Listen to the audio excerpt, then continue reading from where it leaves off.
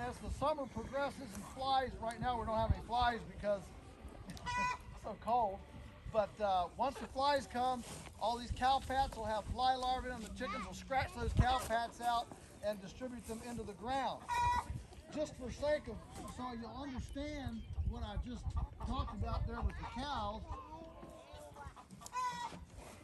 So the cows were in here 1, 2, 3, 4 days ago. Of course, it's been very, very cold.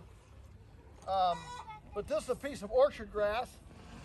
And I don't know if you can see it, but right here is the sheath that it got bitten 4 days ago.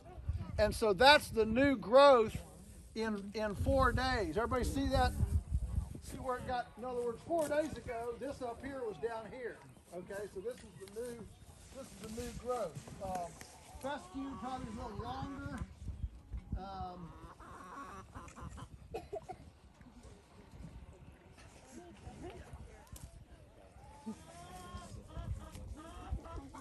So here's the fescue one.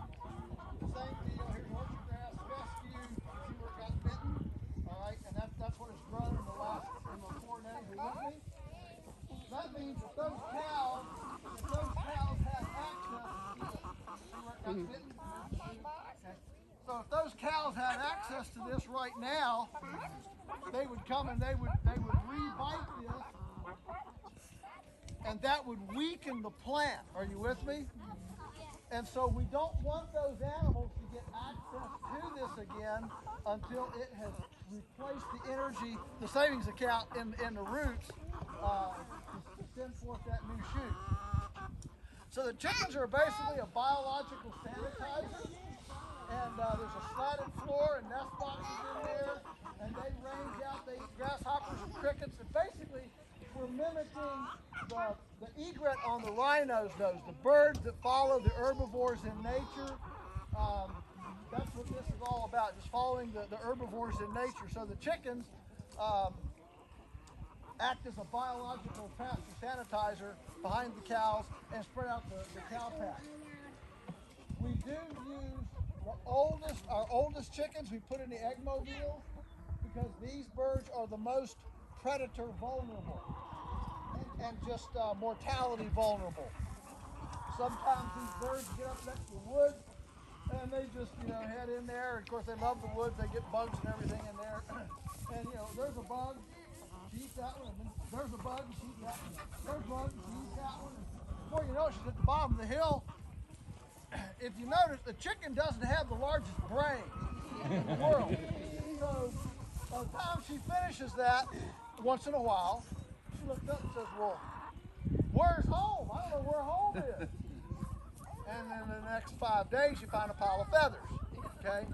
So we use our oldest birds in the egg mobile because that's where we have the greatest amount of attrition.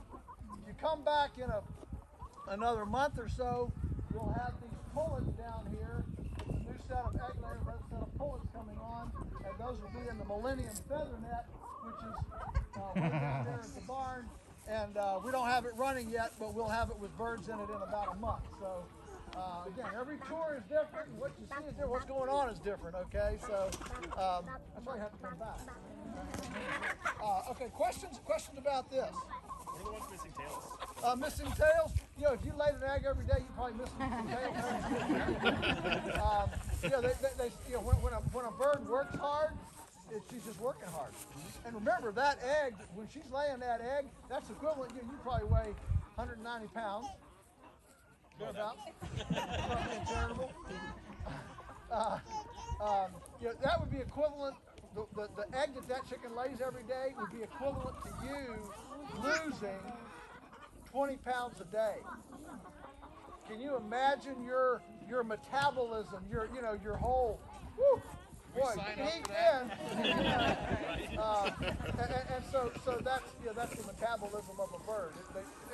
These are the old ones. Yeah, we are breeding our own now, and we'll go buy some of those right down here. We're taking our oldest birds. The breeding farm is not here. It's at one of the other rental farms. But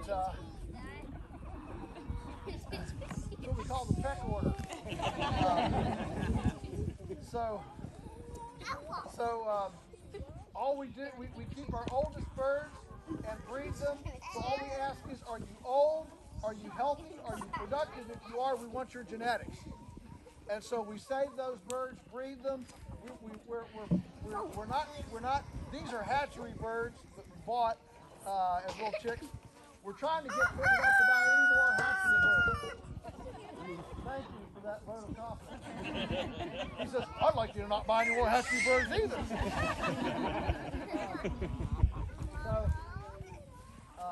So what we're finding is that these birds that we're hatching we've been doing it now, this will be our 7th year, and what we're finding is they are hardier,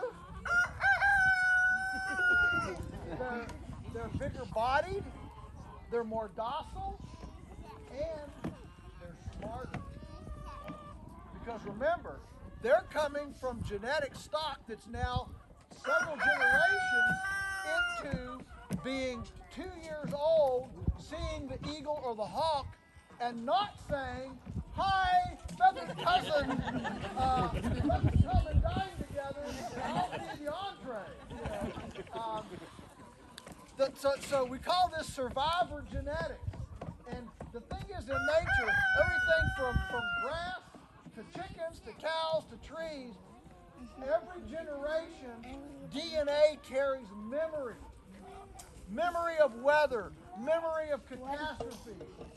By the way, that's the way our body immune system works. It carries memory of assaults as well, like COVID-19 and things.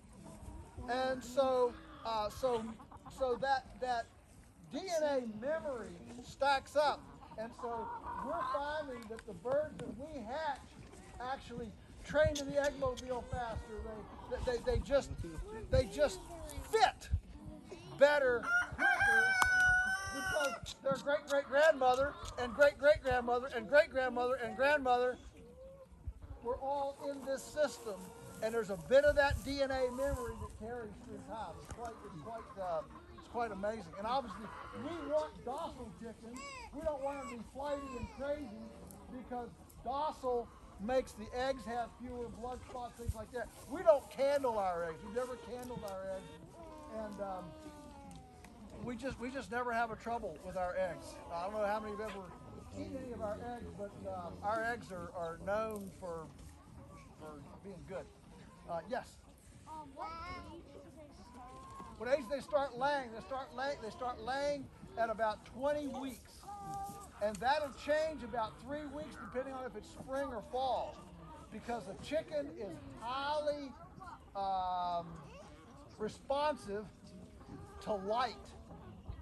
And so when light is decreasing into the fall in the northern hemisphere, if you're from Australia, everything I'm saying would be opposite, okay? But in the northern hemisphere, when the light is decreasing, the chickens tend to become, their hormones change and they don't want to lay as well. When the light is increasing, they naturally want to lay more. So a bird that if you want to start a chicken laying in the spring, often she'll start at 18 weeks. And if you start her in September, she might not start till 22, just because of the light stimulation. Great question. When one more, we'll go on to the next. I was just curious, how many roosters? Roosters? Right here we just have 2 just for show, because everybody wants to see a rooster. You don't need roosters to get eggs. Right. You need roosters to get chicks, but you don't need roosters to get eggs. Okay? And so he's just for show. But at the breeding flock, we have 1 rooster to 10 hens. Okay. That's the ratio. Do you have them separated, like, or are they all? No, they're all together, and those roosters,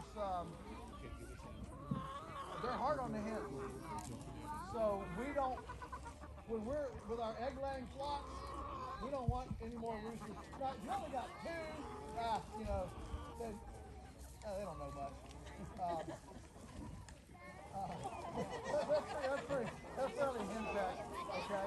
But over at the breeder flock, where it's 1 to 10, boy, those roosters are really dominant and control the hens pretty